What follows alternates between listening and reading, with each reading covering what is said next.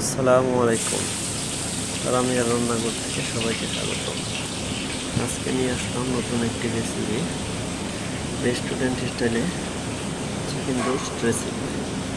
তো আমি প্রথমে তেল দিয়ে দিলাম, তারপরে দিয়ে দিলাম কিছু পেঁয়াজ কুচি। এটাকে এখন আমি সুন্দরভাবে ভেজে নেব, করে ভেজে নেব। যারা আমার ভিডিওটা দেখতেছেন অবশ্যই শুরু থেকে শেষ পর্যন্ত দেখবেন। এভাবে যদি কেউ রোজ বানাতে চান অবশ্যই স্কিপ করে ভিডিও দেখা যাবে না, পুরো ভিডিওটা দেখতে হবে। আমি পেঁয়াজটা সুন্দরভাবে ভেজে নিলাম। এখন দিয়ে দেবো কিছু গরম মশলা, দারুচিনি, এলাচ, তেজপাতা।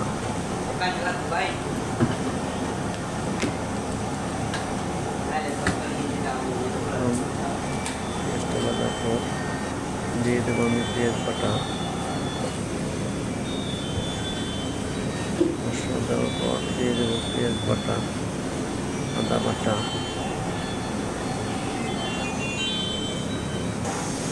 জয়ত্রী, পোস্তদানা,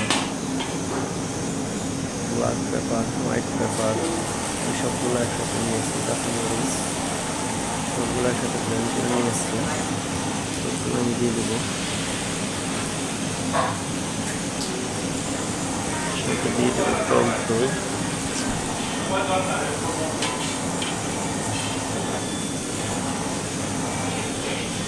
দিয়ে আমি এটাকে ভালোভাবে বেছে নেব।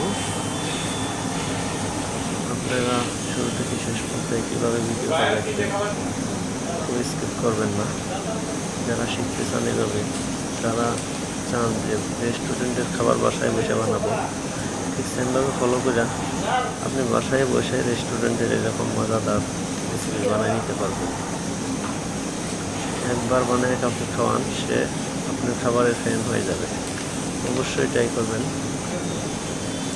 আপনার আত্মীয় স্বজন করে অবশ্যই খাওয়াবেন এই ধরনের রেসিপি। আমি সব মশলা দিয়ে দিলাম। এখন দিয়ে দেব জিরার গুঁড়া, ধনিয়ার গুঁড়া, মরিচের গুঁড়া পরিমাণ মতো দিতে হবে। কোয়ান্টিটি বুঝে দিতে হবে মশলা, বেশি হয় বেশি, কম হয় কম। আমার কোয়ান্টিটি বেশি, সেই জন্য আমি মশলা বেশি দিচ্ছি। বাকি দইটা আমি দিয়ে দিলাম, মরিচ দিলাম। আমি হালকা মিষ্টি, টক মিষ্টি ঝাল করবো, এই জন্য মরিচটা কম দিলাম।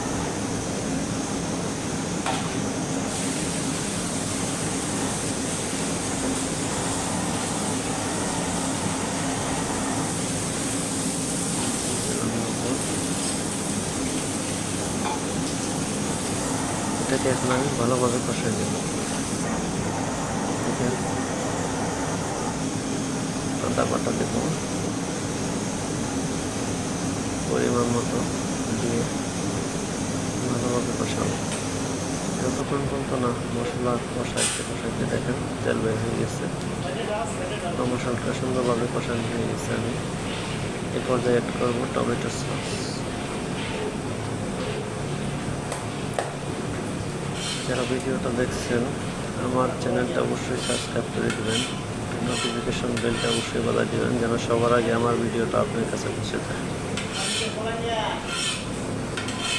যারা ফেসবুক থেকে দেখছেন তারা অবশ্যই চ্যানেলটি ফলো করে দেবেন, লাইক করে দেবেন এবং পরিচিত বন্ধুদের কাছে ভিডিওটা শেয়ার করে দেবেন এবং তারাও ভিডিওটা দেখতে পারে।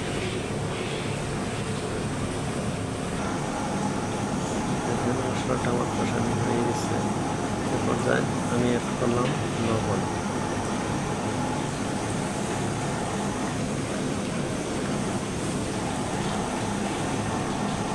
দিলাম চিনি।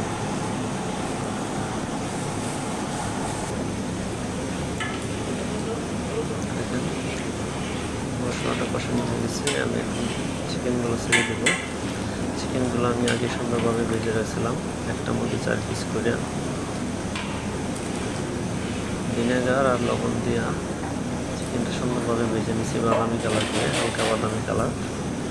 এটা বেশি ভাজা যাবে না, বেশি ভাজলে আবার চিকেনটা হার্ড হয়ে যাবে, তখন খেতে বেশি টেস্ট লাগবে। দেখেন রোস্টটা আমার হওয়ার পথে এই পর্যায়ে আমি অ্যাড করব গুঁড়া দুধ।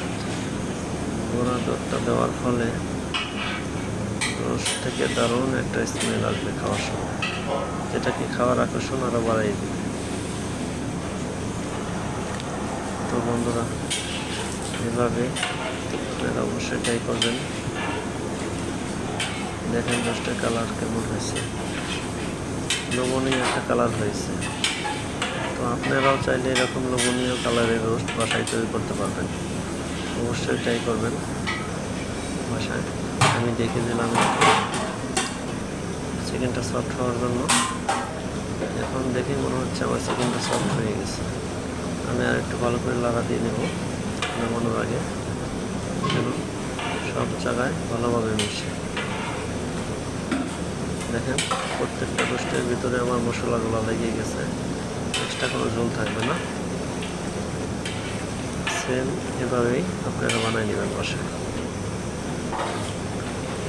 তো বন্ধুরা, যারা এতক্ষণ আমার ভিডিওটা দেখছেন অবশ্যই চ্যানেলটি সাবস্ক্রাইব করে দেবেন এবং এরকম ভিডিও পাওয়ার জন্য, পরবর্তী ভিডিও পাওয়ার জন্য অপেক্ষা করবেন। আবার দেখা হবে নতুন একটা ভিডিও নিয়ে। আমার রোস্ট হয়ে গেছে, সবাই ভালো থাকবেন।